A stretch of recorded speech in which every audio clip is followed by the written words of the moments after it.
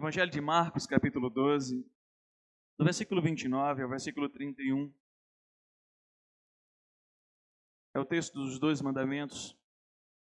Evangelho de Marcos, capítulo 12, do versículo 29 ao versículo 31.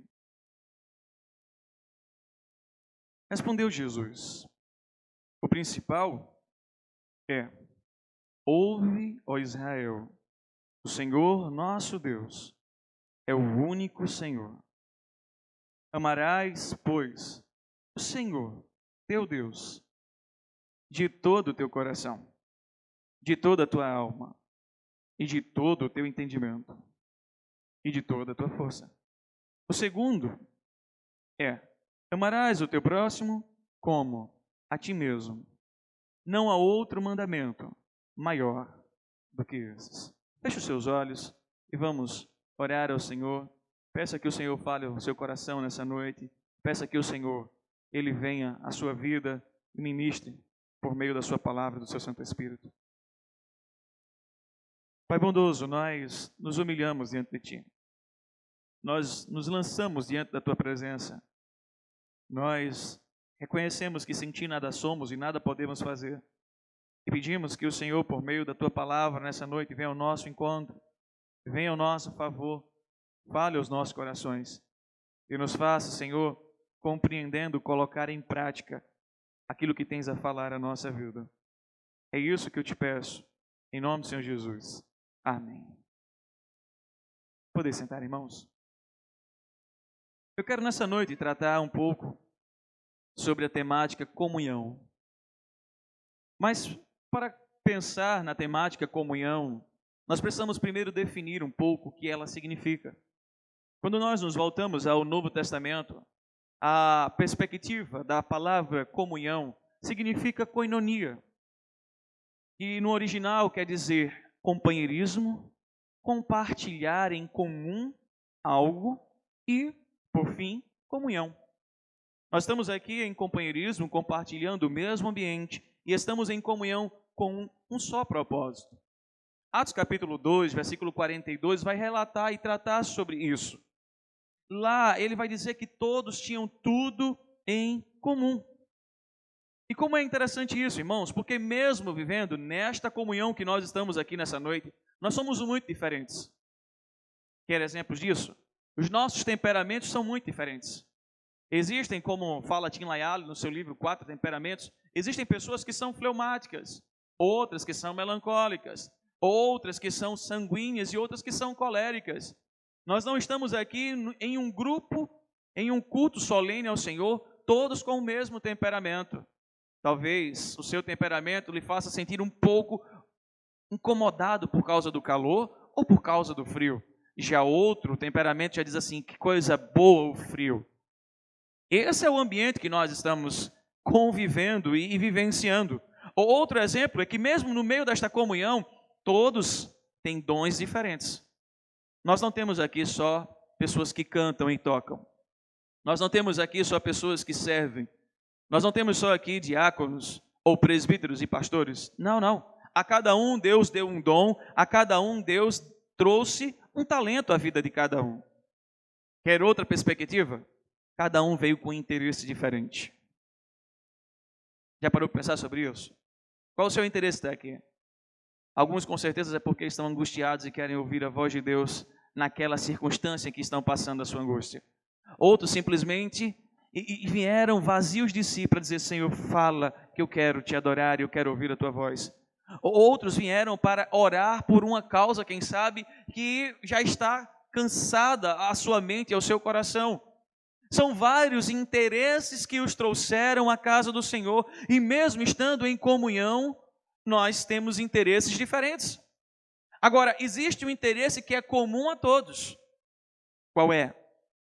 É que nós viemos à presença de um Deus Pai Todo-Poderoso. Um Deus celestial que se faz presente por meio da sua palavra, por meio dos louvores, por meio da mensagem. O que nos faz em comum aqui é que nós viemos e estamos diante do mesmo Cristo, o Salvador que veio ao nosso encontro e por meio da cruz do Calvário, derramou o seu sangue puro e nos salvou, nos lavou, nos redimiu, nos comprou de volta para o Pai. O que nos faz em comum de estarmos aqui é o Espírito Santo de Deus, aquele que está conosco, habitando em nossa vida, que é o Consolador, que é o Confortador, que é aquele que está conosco todos os dias até a consumação dos séculos.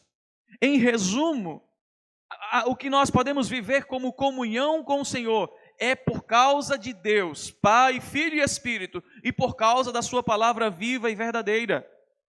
A única forma de vivermos e andarmos em comunhão é por causa do Deus Pai, Filho e Espírito, e por causa da sua palavra viva. Mas talvez você diga assim: pastor, eu entendi que comunhão é um companheirismo, comunhão é estar numa koinonia, comunhão é ter tudo em comum, mas como eu consigo viver em comunhão com os meus irmãos? Como eu consigo viver em comunhão com pessoas que são difíceis demais da conta, pastor? Pessoas que são, às vezes, chatos ou chatas. Como viver em comunhão? Na grande maioria das vezes, a nossa pergunta não está voltada a nós. Na grande maioria das vezes, a nossa pergunta não está voltada ao nosso olhar para conosco. Quando nós pensamos em alguém chato, em alguém que é inconveniente, nós nunca estamos olhando para nós. Porque quando nós fazemos essa pergunta, a perspectiva é: eu não sou igual, eu sou superior. Vocês lembram de uma passagem bíblica falando de o publicano e o fariseu? E vocês lembram que um orava dizendo assim: Senhor, obrigado por não ser feito este. E o outro orava de joelhos lá, batendo no peito, dizendo: Senhor, ou então apenas sentado, ou quem sabe debruçado lá diante da presença do Senhor, batendo no peito e dizendo: Senhor, sê propício a mim, pecador. Vocês lembram? O fariseu dizia: Senhor, obrigado porque eu não sou igual a este publicano. Obrigado. A oração era dele para com ele mesmo e não foi chegada aos céus. Já a oração do publicano foi uma oração de um coração quebrantado, que reconhecia quem ele era, que sabia que não era digno, que sabia que não era merecedor de ouvir a voz do Senhor, muito menos de estar desfrutando da presença santa e magnífica de Deus. E ele dizia: sê propício a mim. Quando nós pensamos como viver em comunhão, na grande maioria das vezes nós estamos pensando o que os outros devem fazer para estar em comunhão comigo, e não o que eu devo fazer para viver em comunhão com o outro. Quando nós pensamos nessa pergunta, nós estamos imaginando, num contexto de trabalho, o que é que o meu patrão deve fazer para estar em comunhão comigo. E a grande certeza que nós temos é: aumenta o salário. Aí vai ter uma comunhão e uma alegria, quem sabe, para toda a vida. Nós nunca, ou na maioria das vezes, não estamos dispostos a nos esvaziar de nós mesmos para pensar nessa pergunta. Para responder essa pergunta, nós precisamos voltar aos 2 mandamentos. Aos mandamentos que chegaram e perguntaram a Cristo. Se nós olharmos desde o versículo 28, os escribas estão em discussão, eles estão inquietos, e vendo Jesus, eles perguntam qual é o principal dos mandamentos, qual é o que nós devemos mais seguir. É: não tomarás o nome do Senhor teu Deus em vão? É adorar somente ao Senhor? É honrar pai e mãe? É não desejar a mulher do próximo? É não adulterar? É qual, Senhor? Por favor, explica o nosso coração, porque dentre os 10 nós não conseguimos viver os 10, mas pelo menos se o Senhor disser que existe um, apenas um, nós vamos lutar para viver. Qual deles é mais importante? E Cristo começa a debrulhar qual é o mais importante, porque isso vai redundar em comunhão, isso vai redundar em adoração, isso vai redundar em amor para com Deus. E Cristo começa a respondê-los falando de um mandamento que resume os primeiros 4. E esse primeiro mandamento, que Cristo resume os primeiros 4, fala sobre a faculdade da nossa vida. Não estou falando sobre a faculdade acadêmica, não estou falando de curso de medicina, nem muito menos engenharia, ou quem sabe professor. Eu estou falando da faculdade do nosso ser. Cristo responde: o primeiro mandamento é este: olha, amarás, pois, o Senhor teu Deus de todo o teu coração, de toda a tua alma, de todo o teu ser, de todo o teu entendimento, de toda a tua força. Amarás o Senhor teu Deus. Cristo está colocando 4 palavras, 4 faculdades para tratar com aqueles escribas. Primeiro ele diz, amarás o Senhor teu Deus de todo o teu coração. E o que é que ele estava falando sobre isso? O que é que ele queria tratar sobre isso? Ele está mostrando que o coração, irmãos, ele é o núcleo de uma identidade de uma pessoa. É lá no coração que tem as fontes de todos os pensamentos. É lá no coração que está a fonte de todas as palavras e a fonte de todas as ações. É no coração, irmãos, que nós temos as sedes dos sentimentos. É no coração que nós temos a sede dos desejos. É no coração que vem as paixões, vem a alegria, vem a dor, vem o amor, vem o desejo, vem a cobiça. É deste coração que flui o pensamento e o entendimento sobre todas as coisas. Ainda mais, quando Cristo está falando sobre este ser, o coração, ele está falando, ele é a sede de toda a vontade que flui dentro de você. E o principal, ele é a sede, ou ele é o centro religioso para o qual Deus vai tratar com a sua vida. O centro religioso do seu ser é o seu coração. É lá que Deus quer tratar com você. Por isso que ele está dizendo, ame o Senhor teu Deus, do local mais nobre que existe dentro de você, o seu coração. É Ele quem vai determinar a sua conduta. É Ele. Por isso, o sábio Salomão, no capítulo 4, versículo 23, em Provérbios, dizer, se você tem que guardar alguma coisa, se você tem que proteger alguma coisa, vigiar alguma coisa, sabe o que você deve fazer? Vigie o seu coração, porque dele procede todas as fontes da sua vida. Quer viver em comunhão com o Senhor, quer viver em comunhão com o próximo? Comece a amar o Senhor no seu coração. Comece a entregar todo o seu coração, como nós cantamos quase agora. Toma, Senhor, todo o meu ser, todo o meu coração, toda a minha vida, eu entrego a Ti. Toma, Senhor. Porque enquanto o nosso coração não estiver voltado totalmente ao Senhor, haverá algo que nos fará estar distante do Senhor. A segunda palavra que ele usa é alma. E aqui ele está falando que esse local é o lugar das nossas emoções. Veja, ele primeiro trata sobre o coração e depois alma, e aparentemente parece ser muito semelhante um e outro. Mas o coração nos leva a uma conduta. A alma vai tratar das nossas emoções. É lá, irmãos, que estão os nossos sentimentos. É lá que estão os nossos desejos, as nossas afeições. É lá também que está a nossa raiva, as nossas aversões e qualquer outro sentimento. Veja, o próprio Cristo vai tratar sobre essa perspectiva do que é alma. Mateus capítulo 26, versículo 38, Cristo disse assim, a minha alma está profundamente triste, a ponto de morte. Cristo estava falando da sua alma como a sede das emoções. O salmista, no Salmo 42, verso 5, também fala sobre isso. Ele diz, por que estás abatida, ó minha alma? Por que te perturbas dentro de mim? É ali a sede das emoções. E o Senhor está tratando justamente no primeiro mandamento, resumindo os 4, sobre essa perspectiva. Porque se no teu coração e na tua alma você não amar o Senhor, você não adorar o Senhor, você não guardar o dia do Senhor, você não viver para a glória do Senhor, então você com certeza viverá para um ídolo. Você com certeza será conduzido pelos prazeres da vida, os prazeres da carne, pelo Deus desse século. Por isso, Cristo está falando, a única forma de viver em comunhão é primeiro, amando o Senhor. Amando com o teu coração, com a tua alma. E aí ele vai dizer, com todo o teu entendimento. Ou, em outras versões, como a NVI, com a tua mente. Interessante porque ele está tratando aqui do centro das suas habilidades. É por meio da sua mente que você torna-se intelecto, pensa, raciocina. É por meio da sua mente que você tem entendimento, você produz propósitos no sentido de tentar trabalhar, alcançar e conquistar. É por meio da sua mente. E por fim ele vai dizer, também por sua força. E quando ele está falando sobre força, ele está referindo-se à sua energia, ao seu vigor. Ele está se referindo à sua força física. Em outras palavras, irmãos, o resumo do que Cristo está falando aqui para os escribas é: nós devemos amar o Senhor.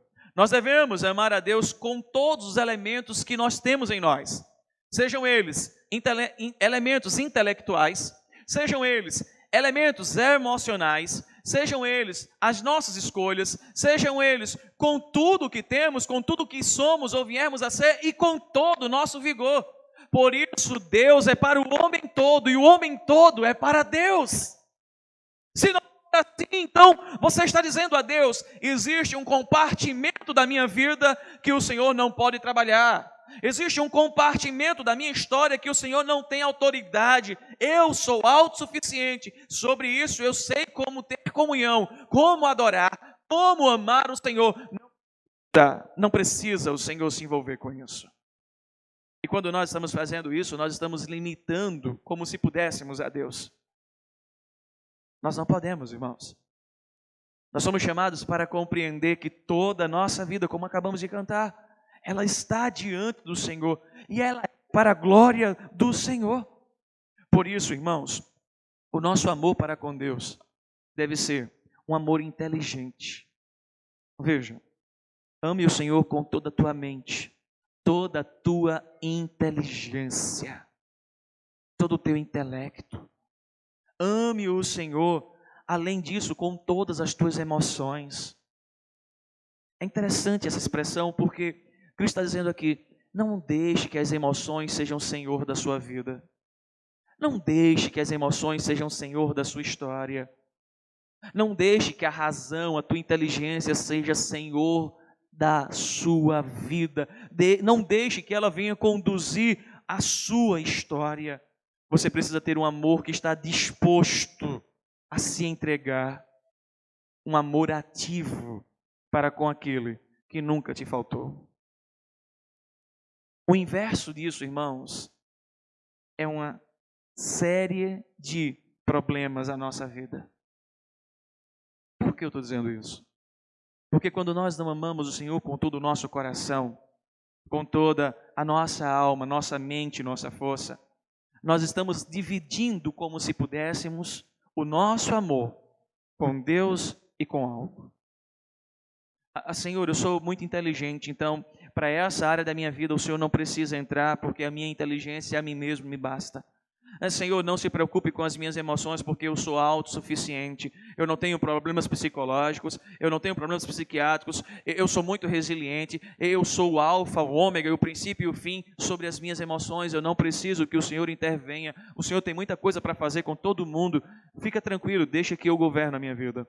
Senhor, sobre a minha alma, eu sei como conduzir, eu sou muito seguro das minhas emoções. Não há nada que venha me abalar, não há nada que venha mexer com a minha estrutura, não há nada que possa me tirar do teu centro. Pode ficar tranquilo, Senhor. A minha força, Pai, é algo que eu estou comandando. É como se nós estivéssemos dizendo para Deus: eu sou aquele que pode e tem poder para governar a minha vida. A certeza, irmãos, é que todas as vezes que nós tiramos Deus do centro da nossa vida, deixamos de amar mais a Deus para amar qualquer outra coisa, a queda, ela é o próximo passo. A ruína é o próximo passo. O choro, a dor e o sofrimento é o próximo passo. Porque nós deixamos de ouvir a Deus. E sabe o que acontece? Nós machucamos a Deus, machucamos o próximo, nos machucamos. Por isso que Deus está dizendo, por meio de Cristo, o mandamento mais importante, primeiro, resume os 4 em 1. Ame o Senhor com tudo que você tem, com tudo que você é, com toda a tua razão, o teu intelecto, toda a tua inteligência. Não pense, como eu falava hoje na classe de catecúmenos, não pense que o que você conquistou foi por mérito seu. Quem te deu inteligência para você conquistar foi Cristo. A sua inteligência depende dele. Não coloque Cristo do lado. Pelo contrário, ame-o como você ama, quem sabe, o seu cônjuge, como você ama o seu filho, ou como você ama alguém de forma extraordinária. Pegue na mão do Senhor, ainda que Ele, como espírito que seja, mas de uma forma poética, eu quero dizer, abrace-o, ande com Ele, não solte-o, não se aparte, porque a partir do momento que você sair um minuto, um segundo, um milésimo da presença dEle, é possível que você esteja na presença do seu ídolo. E na presença do seu ídolo, deixe-me dizer algo, você faz coisas que você não tem alegria depois que faz. Pelo contrário, você tem tristeza e vergonha. Cristo responde aos escribas. O primeiro mandamento é esse. E o segundo é semelhante ao primeiro. Não há como separar, não há como fazer uma dicotomia. Olha, eu vou amar a Deus, mas ao meu irmão não. Não, peraí, eu vou amar a Deus, mas eu vou escolher amar fulano, cicrano e beltrano. Não há como criar um separatismo, uma divisão. Os dois mandamentos estão unidos. Não há como você quebrá-los no meio. E Cristo justamente está dizendo isso. O segundo é semelhante ao primeiro. Você precisa olhar para ele, porque quando você olha para o segundo, você enxerga o primeiro. E foi justamente isso que o evangelista João disse na sua primeira carta. Quando ele escreveu lá no capítulo 4, versículo 20. Se você diz que ama a Deus a quem não vê, e você não ama o seu irmão a quem vê, sabe o que ele está dizendo lá? Você é mentiroso. Olha que expressão forte. João, tu não poderias pegar mais leve? Nós vivemos numa geração muito mimimi. Uma geração que palavras duras, machuca. João disse, não posso. É mentiroso mesmo. Se você diz que ama a Deus a quem não vê, e não ama seu irmão a quem vê, você é mentiroso. E não há como fugir dessa perspectiva. Porque é justamente isso que o segundo mandamento traz. Eu não estou falando sobre amor, irmãos, e viver abraçado com a pessoa todo o tempo. Não. Não confunda amor com essa perspectiva. Com essa ideia de filmes. Não. O amor é o que o amor pode fazer. James Hunter, do livro O Monge Executivo, definiu muito bem isso. O amor é o que o amor pode fazer. Se teu irmão tem fome, dá-lhe de comer se você pode. Se o teu irmão tem sede, dá-lhe de beber. Se o teu inimigo também, faz. É por amor, porque alguém um dia fez por nós. Alguém na cruz do Calvário pagou o nosso pecado, a nossa dívida. Sabe? Hoje, quando estávamos na sala classe catecúmenos, eu olhava para a Alana e disse, Alana, você tem quantos anos? 13, pastor. Eu disse, imagine você devendo 1 milhão de reais. O pai já está preocupado, calma. Imagine você devendo isso. Vamos fazer uma perspectiva bíblica. 70, quem muito tem vigor, chega a 80, depois disso, canseiro e enfado. Então vamos fazer uma perspectiva de um salário mínimo para você chegar até os 80 anos. Fizemos os cálculos, ainda que ela chegasse aos 80 anos, ela não tinha como pagar essa dívida. Aí Ana disse, pastor, e ela ia viver de quê? Se todo o salário fosse pagar a dívida. E ela ia se alimentar de quê? O que eu quero dizer e o que eu mostrei lá é justamente isso. A dívida que era impagável, que nós tínhamos para com Deus, que nos condenava ao inferno, Cristo pagou na cruz do Calvário. Ele nos amou. Ele morreu em nosso lugar. Lembra daquela parábola? Justamente de um homem que chega diante do rei e diz, eu não tenho como pagar. E o rei diz, tá bom, tá perdoado. E era uma dívida impagável. E ele encontra o outro homem que está devendo 3 meses e meio de salário. E ele diz, me pague, não pago, então prende este homem. E o rei manda chamar. E diz, rapaz, eu fui misericordioso com você. E você não foi com o teu servo. Por que isso? Você também vai ser preso. Você também vai sofrer as consequências. Porque a dívida impagável te foi perdoada e a dívida que é pagável você não está perdoando. A parábola termina e as expressões lá são denários. Eu não consegui entender muito bem porque nós não trabalhamos com essa moeda. Quando eu fui para a ideia do real, era uma dívida impagável. E o que Cristo estava dizendo ali era, eu paguei a dívida impagável e convido vocês a perdoar a dívida que é pagável. Amar o próximo como a si mesmo, irmãos. O segundo mandamento nos chama a essa compreensão, mas a pergunta é: o que me impede ou o que nos impede de amar a Cristo, amar ao próximo, obedecer a Cristo, viver Cristo para o próximo, para nós mesmos? O que impede de cumprir o seu mandamento? A resposta é clara e simples. O que impede é o pecado, é a nossa arrogância, é a nossa prepotência, é o nosso orgulho, é a nossa vaidade, é o nosso farisaísmo, é viver para o nosso ídolo, simples e pronto. Ah, pastor, o senhor está falando do senhor, é verdade, estou falando de mim. Graças a Deus que ninguém tem ídolos no coração aqui, graças a Deus que ninguém peca. Vamos esvaziar nós mesmos. Nós somos pecadores, irmãos. E muitas vezes nós não ouvimos a Deus. Muitas vezes nós estamos ouvindo a nossa vaidade, nosso orgulho, e nós não queremos nos dobrar diante de Deus, e nós não queremos obedecer o Senhor, nós estamos dispostos a pagar por nosso pecado e a consequência dele, mas não estamos dispostos a amar o Senhor e amar o próximo como a nós mesmos. A nossa arrogância não nos permite. Eu não falo isso com alegria, não, eu falo isso com tristeza. Isso quebra a comunhão. Eu não lembro bem quem falou, mas definindo muito bem a igreja, ele disse assim: a igreja é um exército de soldados que muitas vezes se degladia entre si e se matam, em vez de cumprir o propósito, que é vencer o inimigo. Nosso propósito, irmãos, não é um contra o outro. Foi isso que Cristo falou. Ele pega os 6 mandamentos finais e resume os 6 justamente nesse único mandamento, segundo, no caso. Ame ao seu próximo. Porque quando nós amamos ao próximo, nós respeitamos a autoridade. Nós não roubamos, nós não matamos, nós não desejamos a mulher do próximo, nós não invejamos nem cobiçamos. O amor ao próximo me faz entender o que Deus fez por mim e me faz compreender que eu preciso dar de graça o que de graça eu recebi. Talvez você fique pensando: pastor, como então compreender a comunhão à luz de todos estes mandamentos? A resposta é muito simples. Nós vamos viver em comunhão e amar o Senhor quando nós destruirmos o ídolo do nosso coração. Quando nós matarmos o ídolo que está nos chamando todos os dias a deixar de lado a vontade de Deus, a pecar contra o Senhor.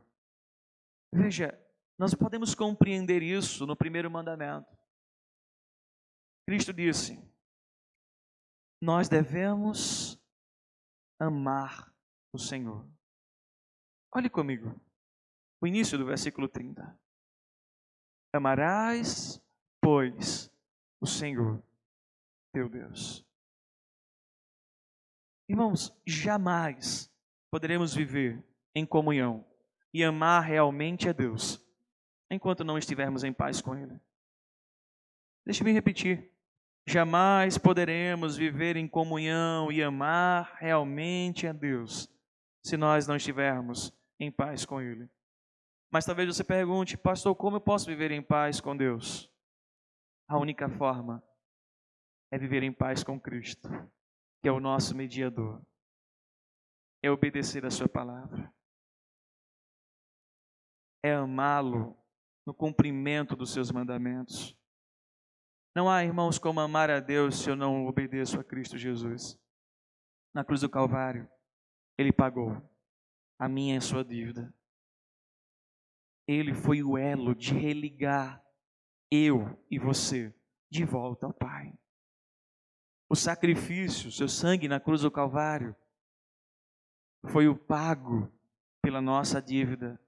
E não há como viver em paz com Deus se não for por meio de Cristo Jesus. Por isso, irmãos, que olha, quando nós olhamos para Cristo, nós entendemos quem nós somos. E aí nós precisamos voltar para o publicano. Senhor, ser propício a mim. Senhor, quando eu olho para Ti, eu não sou merecedor de estar na Tua presença. Senhor, quando eu olho para Ti, eu vejo que eu não sou merecedor de ouvir a Tua voz. Eu não sou merecedor de contemplar a Tua graça. Senhor, quando eu olho para Ti, eu não sou merecedor e digno da Tua salvação. Senhor, eu não sou merecedor do Teu amor, porque eu sou pecador. Somente, irmãos, quando nós compreendemos o nosso pecado, somente quando nós compreendemos a gravidade que o nosso pecado traz sobre quebra de comunhão para com Deus, é que de fato nós podemos viver amando o Senhor. Como assim, pastor? O senhor está falando? Somente quando eu reconhecer o meu pecado é que eu posso amar? Sim. Porque quando nós reconhecemos quem nós somos, quando nós entendemos que não somos merecedores de nada, e mesmo assim Ele continua nos amando, o único ato que nós podemos fazer e devemos é derramar-nos diante dEle e dizer: obrigado, Senhor, obrigado pelo Teu amor, é abraçá-lo, é se envolver com Ele, é estar junto dEle, é ouvir a Sua voz, é andar de mãos dadas, é cada dia querer estar diante da Sua presença. Imagina você, filho, quando você desobedece ao pai, e o pai, de vez de te dar uma pisa ou um castigo, ele vem te dar um abraço, ele vem te dar um cheiro e diz: filho, eu te amo. Você falhou, mas eu quero dizer, eu te amo. Qual é a reação desse filho para com o pai? Um filho obediente, um filho temente e um filho que ama o pai. É dizer: pai, obrigado. Porque eu sabia, eu esperava que o Senhor me disciplinasse, mas o Senhor está me disciplinando com o Teu amor e dizendo por meio do Teu abraço: eu preciso mudar a minha vida, eu não posso mais viver como eu vivia. Eu te amo, meu Pai, e agora viver em obediência a esse Pai. Ah, queridos irmãos, só quando nós reconhecemos quem nós somos é que nós podemos de fato amar o Senhor, viver para o Senhor. E lembre-se, o evangelista João disse isso. João, a sua carta. 1 João, capítulo 4, versículo 19. Nós o amamos por quê? Ele nos amou primeiro. Pastor, como é que eu posso viver em comunhão com o Senhor? Adorar, servir, amá-lo. Quando eu começar a reconhecer quem eu sou. Se o seu orgulho não permite reconhecer quem você é porque você está amando mais a si, mais os seus ídolos, do que aquele que te amou. Talvez a segunda pergunta seja: pastor, como eu posso obter comunhão e amor para com o meu próximo? Como eu posso viver em comunhão com aquele que muitas vezes é difícil demais a conta? Sabe como, irmãos? Nunca. Pastor, está dizendo que eu nunca posso obter a comunhão, o amor pelo próximo? Sim. Por si só você nunca vai ter isso. Sabe por quê? Porque esse sentimento natural de amar o próximo como a si mesmo não é natural a nós. Não é. Esse sentimento de cuidar do outro, de querer que o outro seja feliz, não é natural à nossa vida. Como não, pastor? O próprio Paulo, escrevendo ao jovem Timóteo, quer dizer, o jovem Tito, perdão, capítulo 3, versículo 3, ele estava explicando ao jovem Tito como eles eram antes de Cristo. E talvez se você puder olhar lá, você vai se assustar. Tito, ouvindo Timóteo disse assim: Tito, houve tempo que nós éramos insensatos. Nós éramos desobedientes, Tito. Nós vivíamos enganados e escravizados por toda espécie de paixões e prazeres. Ah, Tito, nós vivíamos na maldade, nós vivíamos na inveja, nós vivíamos sendo detestáveis e odiando-nos uns aos outros. Em outras palavras, Paulo está dizendo que nós tínhamos como sentimento era o egoísmo, era o ódio sobre si, e o ódio derramado sobre o outro. A única forma, irmãos, de nós amarmos o próximo, a única, é por meio de Cristo. Não é pelo presente que eu posso dar, ou o presente que eu posso receber. A única forma de suportar o próximo é por meio de Cristo. Se nós não amarmos o Senhor, não obedecermos a sua palavra, jamais viveremos em comunhão e amaremos corretamente o nosso próximo. Enquanto o nosso coração não for transformado pelo Espírito, nós não iremos amar devidamente como nos manda as Escrituras.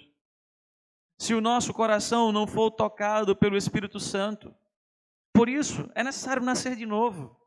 Por isso, queridos irmãos, é necessário se revestir do novo homem e se despir do velho homem. Por isso é necessário receber a mente de Cristo.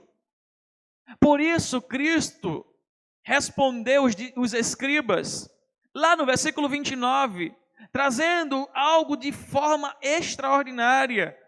Cristo, qual o principal dos mandamentos? Volte comigo. Versículo 29.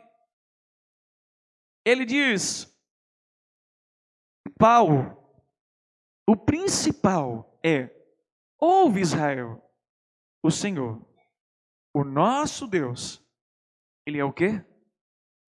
O único Senhor. Se eu e você nós não tivermos o Senhor como único na nossa vida, nós não iremos amá-lo. Se Ele não for o único na nossa história, nós não iremos viver para o louvor da sua glória. Nós iremos viver divididos, irmãos. E o Senhor não te escolheu para você estar dividido entre A, B, C ou D. O Senhor não te escolheu para você estar dividido entre Mamon e Cristo, entre luxúria e Cristo, entre qualquer outro pecado e Cristo. O Senhor te escolheu para que você o obedecesse, para que você ouvisse, Ele é o único Senhor. Por isso, nós devemos amá-lo.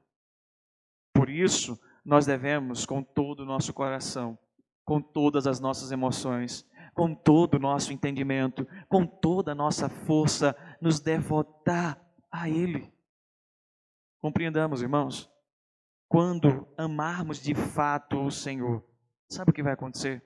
Nós passaremos a ter um coração sensível, um coração obediente, um coração que segue os passos do seu mestre. E sabe qual é a consequência de tudo isso? Nós iremos ter comunhão com Deus e comunhão com o próximo.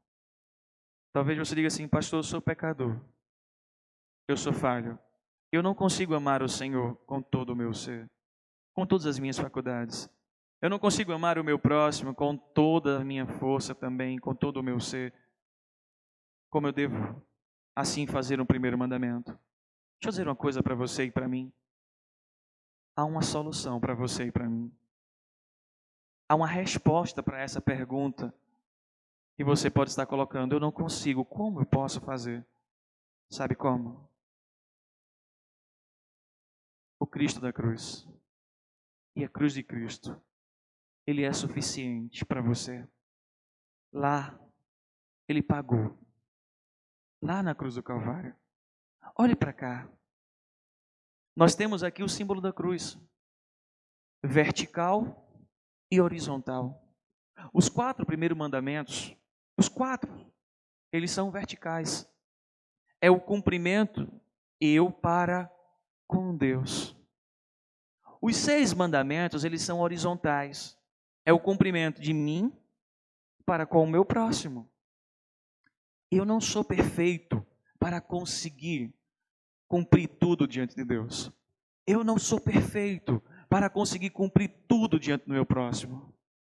Mas quando nós olhamos para a cruz, nela se cumpre o vertical e o horizontal. E lá está dizendo: o meu sangue, ele é suficiente para te levar a amar a Cristo, a amar ao Deus, a amar o seu próximo como a mim mesmo. A grande pergunta é: o quanto você está nessa noite, disposto a amar o Senhor com todo o teu ser, com todas as tuas faculdades, com tudo o que você tem, tudo o que você é, o que você vier a ser, e amar o seu próximo como a si mesmo. Se a cruz de Cristo, ela não tomar o teu coração, e o Cristo da cruz não tomar o teu coração, você viverá dias, ou talvez a própria vida, dividido entre servir a Deus e a um ídolo. E deixe-me dizer, não haverá felicidade, porque o Senhor não te comprou por meio de Cristo para você amar a outro, senão a Ele. Ele não divide a sua glória. Por isso, nessa noite, Ele te chama a viver a comunhão verdadeira, amar o Senhor e amar ao próximo como a si mesmo. Feche os seus olhos, porque talvez na sua cabeça venha várias circunstâncias mediante essa mensagem. Falhas que você pode talvez ter cometido no seu coração, que envolveu sua conduta, nas suas emoções, e você deixou ela ser senhor da sua vida. A sua razão, sua inteligência, sua força. Talvez nesse exato momento venha no seu coração pessoas que talvez te machucou, ou que você mesmo tenha machucado. Deixe-me dizer, o Cristo da cruz e a cruz de Cristo é suficiente para te chamar de volta a uma vida de intimidade, a te perdoar e a te atrair, dizendo: ouve, Igreja Presbiteriana de Peixinhos, o teu Deus é o único Deus. Por isso, ame o Senhor. Ame-o com toda a tua força, com todo o teu entendimento, todo o teu coração, toda a tua alma, e ame o seu próximo como a si mesmo. Senhor, obrigado, Pai, pela tua palavra. Obrigado, Senhor, porque sabemos que por nós mesmos nós não conseguimos amar de forma perfeita. Nós somos pecadores, falhos.